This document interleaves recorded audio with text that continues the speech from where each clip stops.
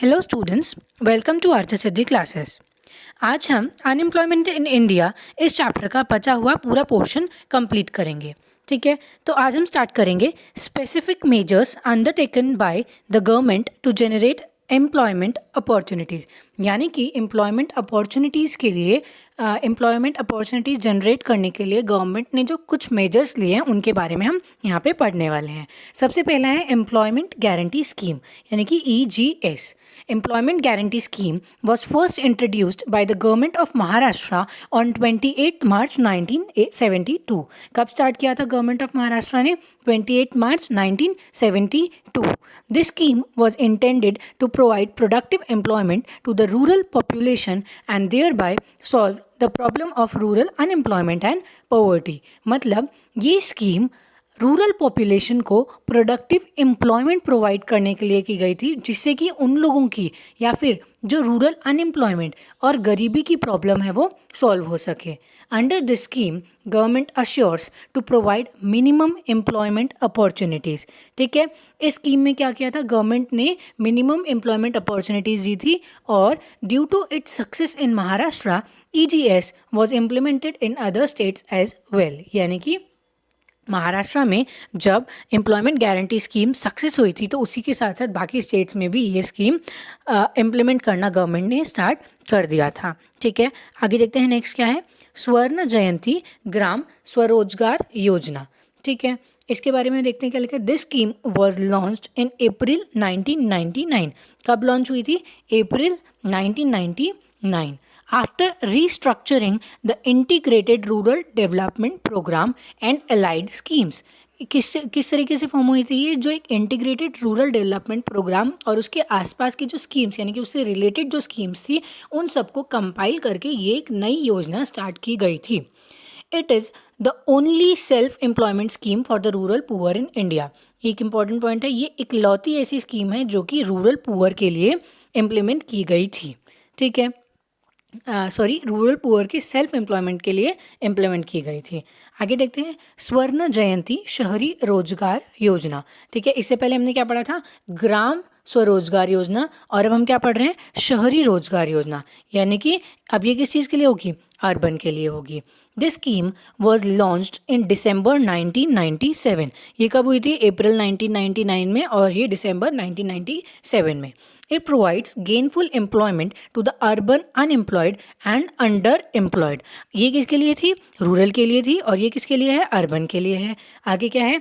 It included self employment, women self employment program, skill training for employment promotion and urban wage employment program। यानी कि self employment थी उसके अंदर, women self employment थी, skill training employment promotion के लिए skill training यानी कि स्किल्स उनके अंदर डालना, plus urban wage employment programme. ठीक है, इस स्कीम के लिए सेंट्रल का शेयर कितना है? 75% और स्टेट का 25%। मतलब जितने भी एक्सपेंसेस होगा उसका जो सेंट्रल गवर्नमेंट है वो 75% पे करेगी और स्टेट गवर्नमेंट 25%। आई होप समझ आ रहा होगा। आगे देखते हैं क्या है। प्रधानमंत्री रोजगार योजना PMRY। This scheme is being implemented since 1993। कब से चल रही है? 1993 से। To create and provide sustainable self employment opportunities to more than 1 million educated unemployed youth. Important point क्या है? सस्टेनेबल। सस्टेनेबल का मतलब सबको पता होगा। सस्टेनेबल मतलब होता है कि आने वाली जनरेशन के को ध्यान में रखते हुए, प्लस अपने इन्वायरमेंट, अपने एटमॉस्फेयर का ध्यान रखते हुए कोई भी काम करना, वो होता है सस्टेनेबल। तो यहाँ पे क्या है? सस्टेनेबल सेल्फ एम्प्लॉयमेंट प्रोवाइड करना, वो भी किन को? एजुकेटेड अनएम्प्लॉयड यूथ, यानी कि जो पढ़े लिखे हैं लेकिन फिर भी उनके पास जॉब नहीं है, और स्पेशली यूथ्स के लिए। उसके बाद है training rural youth for self employment. ठीक है, आप सबने इसका नाम सुना ही होगा, training rural youth for self employment. It was initiated in 1979। कब स्टार्ट हुई थी? 1979 में, with the objective of tackling unemployment problem among rural youth. यानी कि रूरल यूथ के लिए, यानी कि गांव वाले एरिया में यूथ्स के लिए अनएम्प्लॉयमेंट का जो प्रॉब्लम है उसे सॉल्व करने के लिए TRYSEM ये स्कीम इम्प्लीमेंट की गई थी। It aimed at training about 2 lakh rural youths every year to enable them to become self employed.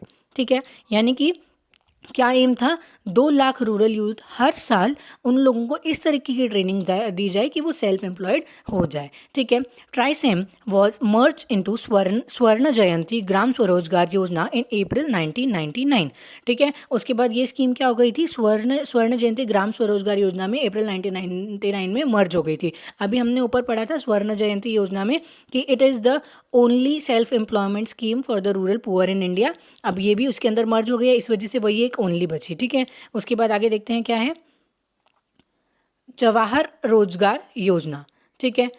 On 1 April 1989 the government announced a new ways employment scheme. Government ने एक new ways employment scheme announce की, the Jawahar रोजगार योजना for intensive employment creation in 120 backward districts. It was restricted to rural area. ये भी किस चीज़ के लिए थी, ओनली रूरल एरियाज़ के लिए थी। With effect from April 1999, it was renamed as Jawahar Gram Samriddhi योजना। ठीक है, क्योंकि ये रूरल एरियाज़ के लिए थी, अप्रैल 1999 से इसका नाम क्या हो गया, जवाहर ग्राम समृद्धि योजना। आगे देखते हैं नेक्स्ट क्या है। नेक्स्ट है Mahatma Gandhi national rural employment guarantee scheme, जिसे कि हम मनरेगा के नाम से भी जानते हैं। ठीक है। अब देखते हैं इसमें क्या है। सिंस 2 अक्टूबर 2009, पता चला महात्मा गांधी और 2 अक्टूबर 2009 कैसे लिंक्ड है, याद रखने का तरीका आगे है। National rural employment guarantee scheme has been renamed as Mahatma Gandhi national rural employment guarantee scheme. यानी कि पहले स्कीम का नाम क्या था, national rural employment guarantee scheme, और अब क्या है, Mahatma Gandhi national rural employment guarantee scheme. This scheme provides at least 100 days of guaranteed wage employment in a financial year to at least one member of every rural household whose adult member volunteers to do unskilled manual work। कितने important points हैं इसमें, देखते हैं। पहला point क्या है, this scheme provides at least 100 days guarantee veg employment. ठीक है, कितने दिन की, 100 days की guaranteed veg employment in a financial year, मतलब कम से कम 100 दिन तो काम मिलना ही चाहिए, और हर रूरल हाउस होल्ड में से किसी भी एक इंसान को, जो लोग अनस्किल्ड मैनुअल वर्क करते हैं। ठीक है, तो यानी कि इसमें कौन कौन से पॉइंट है, पहली बात तो ये कि एटलीस्ट 100 days मिलना चाहिए काम, प्लस हर रूरल फैमिली में से एटलीस्ट एक मेंबर को 100 days काम मिलना चाहिए। ठीक है, और जो कि कैसा काम करते हो, अनस्किल्ड मैनुअल वर्क करते हो। ठीक है, आगे देख लेते हैं नेक्स्ट स्कीम क्या कह रही है। दीनदयाल उपाध्याय ग्रामीण कौशल्य योजना 2014। ठीक है, it is the most important placement linked skill training programme under the ministry of rural development announced on September 23, 2014। ठीक है, कब अनाउंस की गई थी, 23 सितंबर 2014। कौन सी ministry, ministry of rural development. और यहाँ पे पता चल रहा है ग्रामीण, ग्रामीण का मतलब क्या होता है, रूरल होता है। ठीक है, आगे देख लेते हैं क्या है। The mission of this scheme is to reduce poverty as well as provide gainful and sustainable employment through regular wages। इस स्कीम का मिशन क्या है, the mission of the scheme is to गरीबी कम करना, reduce poverty as well as provide gainful and sustainable employment, यानी कि जिससे कुछ गेन मिले और वो एम्प्लॉयमेंट सस्टेनेबल हो, ऐसी कोई एम्प्लॉयमेंट प्रोवाइड करना उन लोगों को, ताकि उनकी गरीबी कैसे हो सके, कम हो सके। किस चीज़ के माध्यम से, through regular wages. Regular wages की मदद से उनकी गरीबी धीरे धीरे कम हो सके। The focus of this programme is on the rural youth from poor families in the age group of 15 to 35 years। Focus क्या है, किन लोगों को जॉब प्रोवाइड करने का काम करता है ये, rural youth from poor families, गरीब फैमिलीज में से जो रूरल यूथ है, और एज ग्रुप क्या है, 15 to 35 years। ठीक है, आगे देखते हैं क्या है। National policy for skill development and entrepreneurship 2015।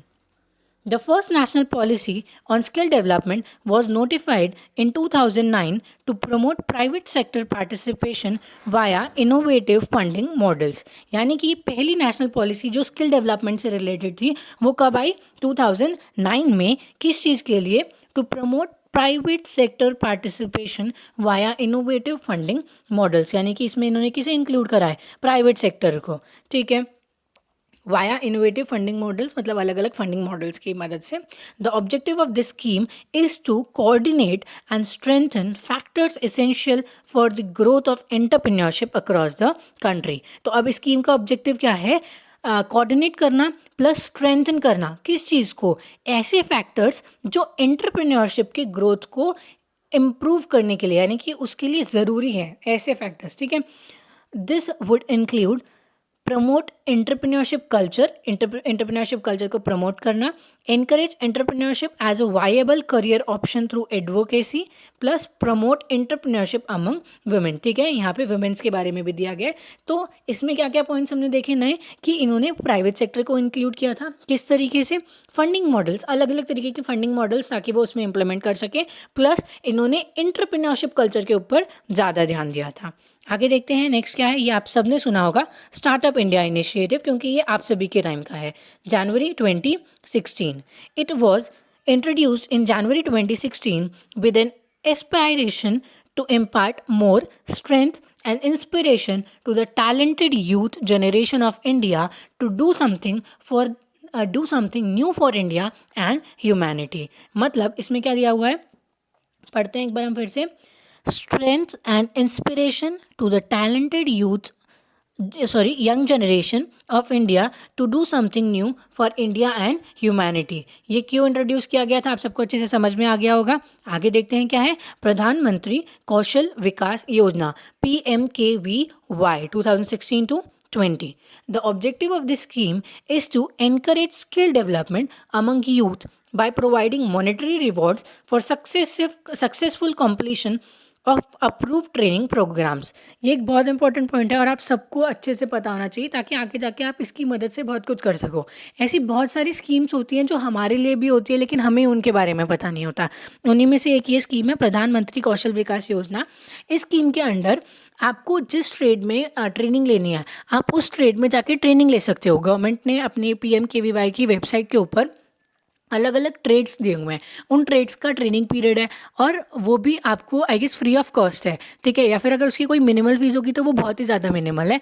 और अगर आप उस ट्रेड में जाके ट्रेनिंग करते हो, ट्रेनिंग करने के बाद वो खुद ही पैनल बुलाते हैं, यानी कि वहाँ पे आपका इंटरव्यू होता है और फिर उसके बाद आपको उसी ट्रेड से रिलेटेड कंपनी में जॉब भी मिल जाती है, ठीक है। तो ये किस चीज़ के लिए, कौशल विकास योजना, मतलब आपका जो टैलेंट है वो भी बढ़े प्लस आपको कहीं ना कहीं पे जॉब भी मिल सके। जैसे कि इसमें लिखा हुआ है कि मॉनेटरी रिवॉर्ड्स, अगर आपकी जो आपने ट्रेनिंग है वो अगर आप सक्सेसफुली कंप्लीट कर लेते हो तो उसके आपको मॉनेटरी रिवॉर्ड्स मिलते हैं प्लस आपको उसके इस बदले जॉब भी मिल जाती है।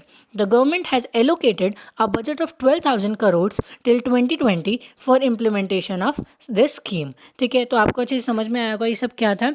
अभी हमने जो पढ़े थे वो सारी स्कीम्स थे जो कि गवर्नमेंट ने इम्प्लीमेंट की है, किस चीज़ के लिए, एम्प्लॉयमेंट अपॉर्चुनिटीज़ के लिए, ठीक है। तो यहाँ पे ये जो चैप्टर है वो ख़त्म होता है, अनएम्प्लॉयमेंट इन इंडिया। हमने इस पूरे चैप्टर में जो जो चीज़ें कंप्लीट करी थी, जो कि थी मीनिंग ऑफ अनएम्प्लॉयमेंट, उसके बाद टाइप्स ऑफ अनएम्प्लॉयमेंट क्या होता है, rural unemployment, urban unemployment. Rural unemployment में हमने पढ़ा था सीजनल और डिसगाइज्ड अनएम्प्लॉयमेंट। अर्बन में हमने पढ़ा था एजुकेटेड अनएम्प्लॉयमेंट, इंडस्ट्रियल अनएम्प्लॉयमेंट, और इंडस्ट्रियल अनएम्प्लॉयमेंट के अंडर हमने और 4 पॉइंट्स देखे थे जो कि थे technological unemployment, frictional unemployment, cyclical unemployment और स्ट्रक्चरल अनएम्प्लॉयमेंट, ठीक है। ये सारे पॉइंट्स कवर करने के बाद हमने इंडिया में जो अनएम्प्लॉयमेंट है वो किस एक्सटेंट तक है, किस तरीके से बढ़ता जा रहा है, ये सब हमने स्टडी किया था। उसके बाद हमने देखा था कॉजेज़ ऑफ अनएम्प्लॉयमेंट, अनएम्प्लॉयमेंट होने के कारण क्या क्या है, जैसे कि जॉबलेस ग्रोथ हो रही है, इंक्रीज इन लेबर फोर्स यानी कि पॉपुलेशन बढ़ती जा रही है और उतनी मात्रा में हम लोग जॉब अपॉर्चुनिटीज़ प्रोवाइड नहीं कर पा रहे हैं, plus excessive use of machinery, जैसे जैसे न्यू टेक्नोलॉजी आती जा रही है, मशीनरी आती जा रही है, वैसे वैसे लोगों की जो लेबर नीड है वो कम होती जा रही है, lack of skill development programmes. लेकिन देखो स्किल डेवलपमेंट प्रोग्राम्स, इन्होंने बोला lack of skill development programmes, हाँ भले कम है लेकिन जो है हमें उसकी भी नॉलेज नहीं है, ठीक है। इस वजह से हम उसमें जाते नहीं हैं। जैसे अभी गवर्नमेंट की एक नई स्कीम है PMKVY, अगर जिन लोगों के पास जॉब्स नहीं है और उन्हें गवर्नमेंट से खुद प्रोवाइड कर रही है, ठीक है, आपको सिर्फ करना क्या है, उस ट्रेड मतलब बस वेबसाइट पे जाके आपको अपना ट्रेड सेलेक्ट करना है, वहाँ पे आपको एडमिशन लेना है, उसके बाद आप क्या कर सकते हो, आराम से ट्रेनिंग कंप्लीट करके आपको जॉब भी मिल जाती है, बस आपको ट्रेनिंग सक्सेसफुली कंप्लीट करनी होती है। तो स्किल डेवलपमेंट प्रोग्राम्स कुछ है तो सही, लेकिन उनकी नॉलेज ही नहीं है लोगों को, यानी कि lack of knowledge plus expectations towards unemployment, sorry towards employment. हम जो काम करना चाहते हैं उसके लिए हमारी एक्सपेक्टेशंस क्या है कि हमें ऐसा ही काम चाहिए, हमें वैसा ही काम चाहिए, तो ये भी एक रीज़न है अनएम्प्लॉयमेंट का। Plus seasonal nature of agriculture, slow rate of economic development, migration of rural population. ठीक है, ये सब क्या थे, कॉजेज़ थे। उसके बाद हमने इफ़ेक्ट्स पढ़े थे, इकोनॉमिक इफ़ेक्ट्स और सोशल इफ़ेक्ट्स ऑफ अनएम्प्लॉयमेंट। उसके बाद कुछ मेजर्स पढ़े थे ताकि अनएम्प्लॉयमेंट कम हो सके, जैसे कि development of agriculture sector, provision for alternative occupation, development of infrastructure, reforms in the educational system, development of tourism वगैरह वगैरह। ठीक है, उसके बाद क्या था, specific measures undertaken by the government to generate employment opportunities, जो कि हमने इस लेक्चर में पूरा कवर किया है। आई होप आपको सारे पॉइंट्स अच्छे से समझ में आए होंगे। अगर आपको कोई भी पॉइंट समझ नहीं आया होगा तो आप नीचे कमेंट सेक्शन में मेंशन कर सकते हो, वो पॉइंट मैं वापस एक्सप्लेन कर दूंगी नेक्स्ट लेक्चर में, जो कि होगा इस चैप्टर का टेक्स्ट बुक एक्सरसाइज। ठीक है, थैंक यू।